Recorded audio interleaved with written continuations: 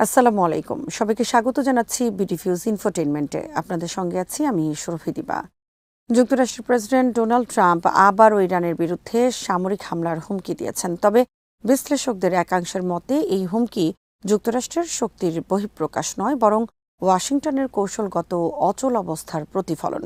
গত কয়েক মাস ইরানকে চাপে ফেলতে যুক্তরাষ্ট্র বিভিন্ন ধরনের রাজনৈতিক, অর্থনৈতিক ও সামরিক পদক্ষেপ গ্রহণ করলেও প্রত্যাশিত ফল অর্জন করতে পারেনি। ফলে একই ধরনের হুমকির পুনরাবৃত্তি আসলে নতুন কোনো কৌশলের ইঙ্গিত নয়, বরং কার্যকর বিকল্পের অভাবকেই সামনে নিয়ে এসেছে। আরও বিস্তারিত থাকছে ওয়াহিদ ফারুকীর প্রতিবেদনে।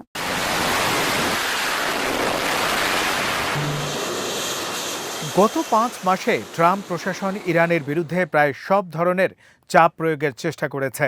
সামরিক হামলার হুমকি, মধ্যপ্রাচ্যে মার্কিন সামরিক উপস্থিতি বৃদ্ধি, ইরান বিরোধী রাজনৈতিক চাপ, নৌ অবরোধের প্রচেষ্টা এবং আঞ্চলিক সংঘাতকে কাজে লাগিয়ে তেহরানকে কোণঠাসা করার উদ্যোগ, সবকিছুর লক্ষ্য ছিল ইরানকে তার কৌশলগত অবস্থান থেকে সরে আসতে বাধ্য করা। কিন্তু এসব উদ্যোগ সত্ত্বেও ইরান তার প্রতিরোধ ও প্রতিরক্ষার সক্ষমতাকে অক্ষুণ্ণ রেখেছে।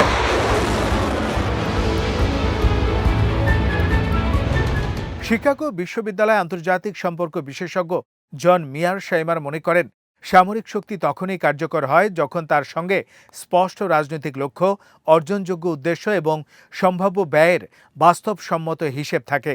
তার মতে যুক্তরাষ্ট্র এখন পর্যন্ত ব্যাখ্যা করতে পারেনি যে নতুন করে সামরিক হামলা চালালে আগের চেয়ে ভিন্ন কোনো ফল কিভাবে অর্জিত হবে। ফলে ইরানের বিরুদ্ধে সামরিক বিকল্পের পুনরাবৃত্তি কার্যকর নীতির পরিবর্তে কৌশলগত অক্ষমতার পরিচয় বহন করে।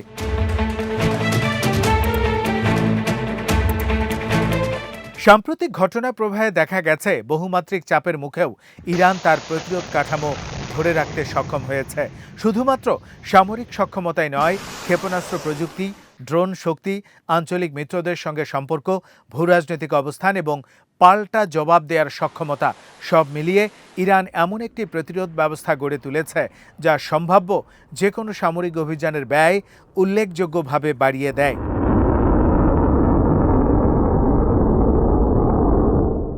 বিশ্লেষকদের মতে ইরানের বিরুদ্ধে সীমিত বা বৃহৎ পরিসরের সামরিক অভিযান চালিয়ে দ্রুত কাঙ্ক্ষিত ফল পাওয়া সম্ভব, এমন ধারণা বাস্তবতার সঙ্গে সামঞ্জস্যপূর্ণ নয়। মধ্যপ্রাচ্যের বর্তমান নিরাপত্তা পরিস্থিতি আর প্রচলিত সামরিক শক্তির মাধ্যমে সহজে নিয়ন্ত্রণ করা যায় না। ইরানের উপর হামলা হলে তার প্রতিক্রিয়া শুধু দেশটির ভেতরেই সীমাবদ্ধ থাকবে না, পারস্য উপসাগর, হরমুজ প্রণালী এবং পুরো অঞ্চলে যুক্তরাষ্ট্র ও তার মিত্রদের স্বার্থ ঝুঁকির মুখে পড়তে পারে। به هیچ عنوان به آمریکا اجازه دخالت در مدیریت تنگه هرمز را نمیدهیم و نخواهیم এই داد. প্রেক্ষাপটে ট্রাম্পের বারবার সামরিক হুমকিকে অনেকেই মনস্তাত্ত্বিক ও রাজনৈতিক চাপ সৃষ্টির কৌশল হিসেবে দেখছেন। একদিকে যুক্তরাষ্ট্র দেখাতে চায় যে তাদের হাতে এখনও শক্তি প্রয়োগের বিকল্প রয়েছে, অন্যদিকে অভিজ্ঞতা বলছে সেই বিকল্প কার্যকর করলে সম্ভাব্য লাভের তুলনায় ক্ষতির পরিমাণ আরও বেশি হতে পারে। তাই হুমকির ভাষা বাস্তব সামরিক পদক্ষেপের চেয়ে রাজনৈতিক বার্তা হিসেবেই বেশি ব্যবহৃত হচ্ছে।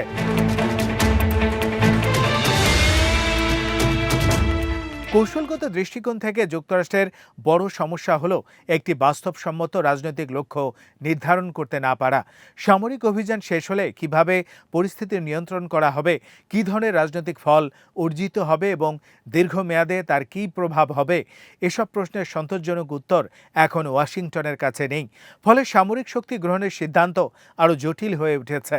অন্যদিকে ইরান গত কয়েক বছরে এমন একটি প্রতিরোধ নীতি গড়ে তুলেছে যার মূল ভিত্তি হল প্রতিপক্ষের জন্য সংঘাতের মূল্য বাড়িয়ে দেয়া।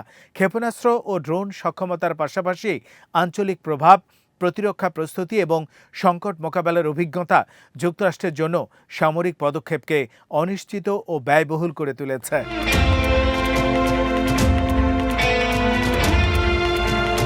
নতুন কোনো সংঘাত শুরু হলে তার প্রভাব শুধু ইরান বা যুক্তরাষ্ট্রের মধ্যে সীমাবদ্ধ থাকবে না। বৈশ্বিক জ্বালানি নিরাপত্তা, আন্তর্জাতিক নৌ পরিবহন, তেলের বাজার এবং মধ্যপ্রাচ্যের সামগ্রিক স্থিতিশীলতা বড় ধরনের ঝুঁকির মুখে পড়তে পারে। এ কারণেই যুক্তরাষ্ট্রের কিছু মিত্র দেশও উত্তেজনা বৃদ্ধিকে উদ্বেগের চোখে দেখছে।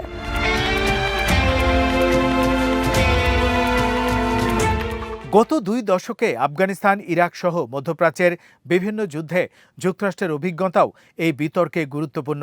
সামরিকভাবে শক্তিশালী হওয়া সত্ত্বেও ওয়াশিংটন বহু ক্ষেত্রে দীর্ঘমেয়াদী রাজনৈতিক লক্ষ্য অর্জনে ব্যর্থ হয়েছে এবং বিপুল অর্থনৈতিক, মানবিক ও কূটনৈতিক মূল্য দিতে হয়েছে। সেই অভিজ্ঞতা থেকেই অনেক মার্কিন বিশ্লেষক ইরানের ক্ষেত্রে একই ধরনের ভুল পুনরাবৃত্তির বিরুদ্ধে সতর্ক করেছেন।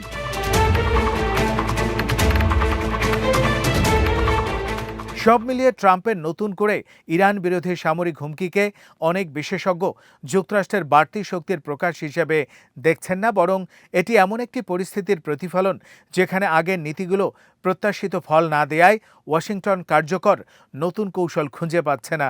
ফলে একই ধরনের হুমকির পুনরাবৃত্তি উদ্যোগের পরিবর্তে কৌশলগত বিকল্প সংকুচিত হওয়ার ইঙ্গিত দিচ্ছে।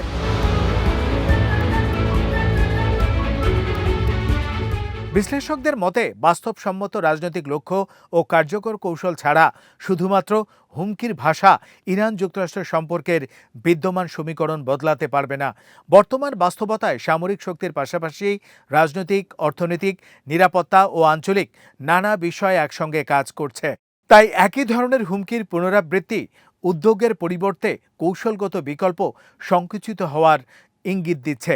বিশ্লেষকদের মতে বাস্তবসম্মত রাজনৈতিক লক্ষ্য ও কার্যকর কৌশল ছাড়া শুধুমাত্র হুমকির ভাষা ইরান যুক্তরাষ্ট্রের সম্পর্কের বিদ্যমান সমীকরণ বদলাতে পারবে না। আজ এখানেই শেষ করছি। সমরাস্ত্র প্রতিরক্ষা ও কূটনীতির নানা তথ্য জানতে চোখ রাখুন বিডি নিউজ ইনফোটেইনমেন্টে।